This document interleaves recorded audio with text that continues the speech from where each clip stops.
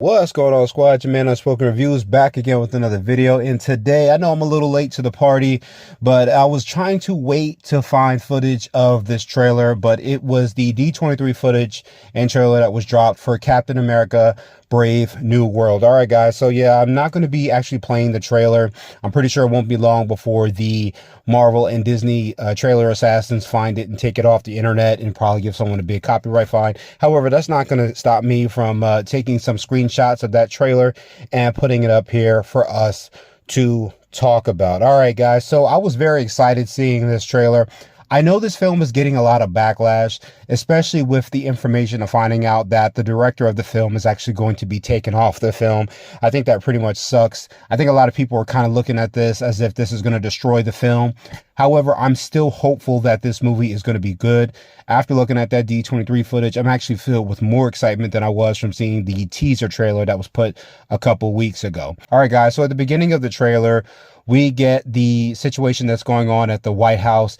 It seems that President Ross is talking to a bunch of people who are in audience, and it appears that he is talking about the celestial Tiamat that we did see in the Eternals. We did see that we're not going to be getting an Eternals sequel, which I think Kevin Feige announced. While the movie was not perfectly well received, I think it definitely has some opportunities to grow and get better. However, Marvel has decided not to go forward with the Eternals, but I am glad that we are seeing some of the seeds that were sown in the Eternals film are still being put here in the MCU, and that is with Tiamat, who did come out of the ocean, but the Eternals managed to stop it before it could destroy the planet. And it seems that, as Ross explains it, both America and a bunch of other countries have been fighting to get a hold of its resources.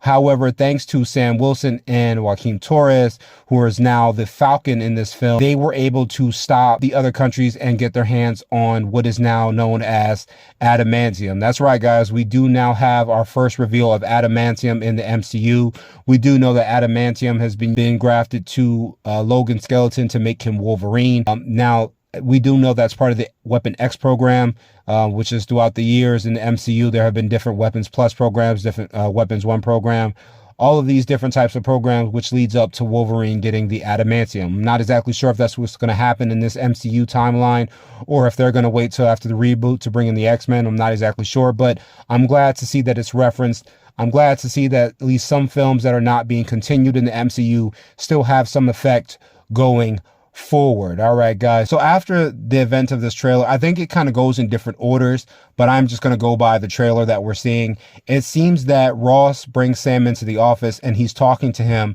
about possibly reforming the Avengers. However, Sam Wilson is not entirely excited about this, considering the fact that the Avengers were broken apart by the Sokovia Accords and that it would not be wise to put the Avengers back together again, and that he is surprised by the change of heart. However, Ross has explained to him that he's just trying to lead a better country, but Sam is still uncertain about this.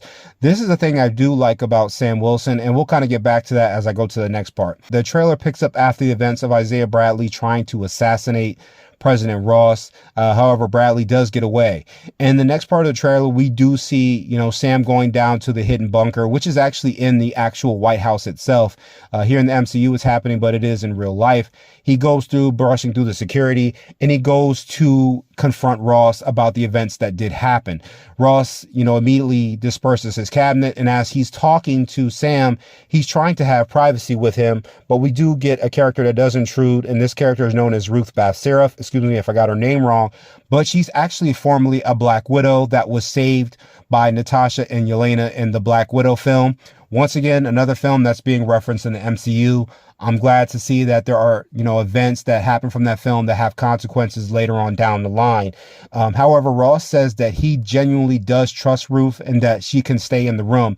And he actually gives her the permission to, as I'm quoting, put this to bed. Now, says that what he means by is kill Isaiah Bradley or arrest Isaiah Bradley. Now, Sam wants to take forward the investigation, but he's willing to give Ruth this power, and Sam does call it out as bullshit and says that it's not a good idea. However, Ross does make a good point that he is too close to the situation, which meaning by the events of Falcon and Winter Soldier, him and Isaiah Bradley became incredibly close, especially after Sam helped him become more known as the events that had happened to him in the past as him being Captain America and a super soldier.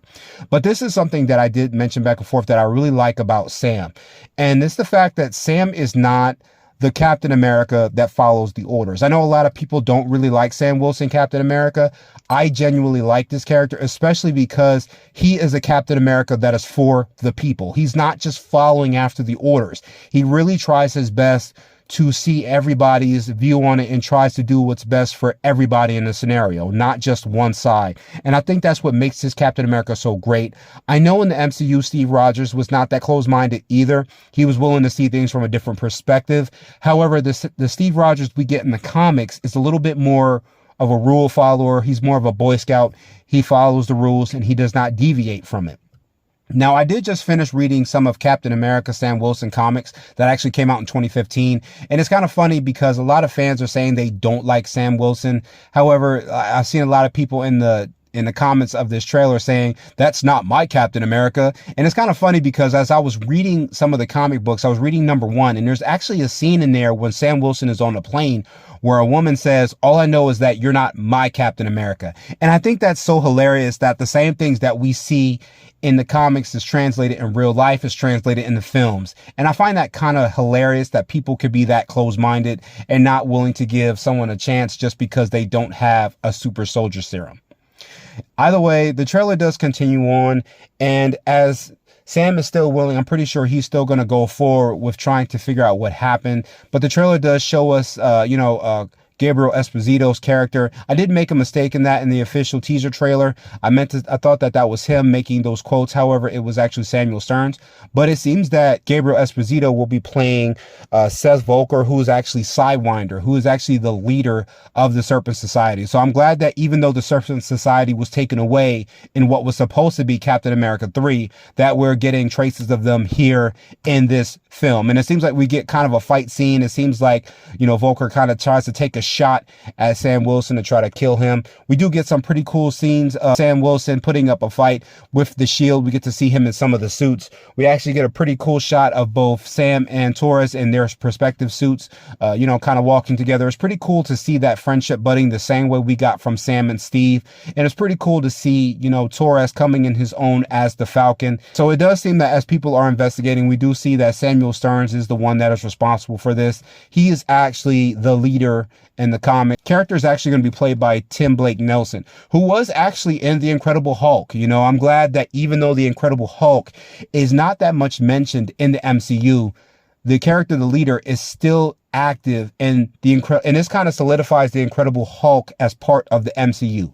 I know a lot of people know that, but sometimes that film can be skipped over because it wasn't up to par with what we've come to experience from comic book movies. However, he is going to be the villain in this film, and it seems that throughout the years after the events of the Incredible Hulk, he has still been working under Ross, and it seems that Ross has been exploiting his experiments throughout the years. And it seems that he probably is the one responsible for setting Isaiah Bradley down on that path to try to kill the president. And it seems that he might also be responsible for turning Thunderbolt Ross into the Red Hulk. That's right, guys. At the end of the trailer, we do get the Red Hulk in this trailer. He looks pretty good. He even has the same kind of roar as the Hulk in there in the end. He just looks pretty decent. I'm really excited about this film. I know a lot of people are not excited to see Sam Wilson as Captain America, but once again, man, I think that he's going to knock it out of the park. I have a lot of faith in Anthony Mackie. He's done a great job. I think he's pretty good in almost everything that he's been in. I know a lot of people sleep on him as an actor, but he's been around for quite a while, and he's been killing it for a while. He's been in the MCU for almost 10 years now. So I think that he does deserve that Captain America, the stripes here. And I'm kind of hoping that he gets to really shine in this film. And, I definitely think Anthony Mackie really does deserve it. And I can't wait to see this going forward. If you guys seen the trailer, let me know down in the comments. Let me know what your thoughts were with the trailer. I like the fight scenes. I like that we're getting 2 different suits for Captain America. A lot of people have been making fun of the helmet that Sam's going to be wearing in this film. However, that's something to be expected. I think he goes supersonic one time when he's flying, and he's going to need a helmet to protect him. A lot of people are trying to wonder about that. Like, why does he have a helmet? Damn, that's the same thing as wondering why Iron Man wears a helmet. You're not going to be able to fly that fast and not break your neck when you're doing that. So him and both Torres having helmets to protect themselves. I know they said that it's going to be some of Ant-Man's tech, the way that the helmet forms around his head. And I think that's pretty cool. I mean, I'm pretty sure he won't be wearing the helmet the whole film. It seems that the events that take place going to Tiamat is something that happens in the beginning of the film. If it is happening in the beginning of the film, that's pretty cool. I'm hoping that we get to open on a pretty cool action fight scene. So that makes me even more excited to see this film. But if you guys like the trailer, let me know down in the comments. If you didn't like the trailer, let me know down in the comments. Like the video and subscribe, and I will see you guys in the next one. Later, guys.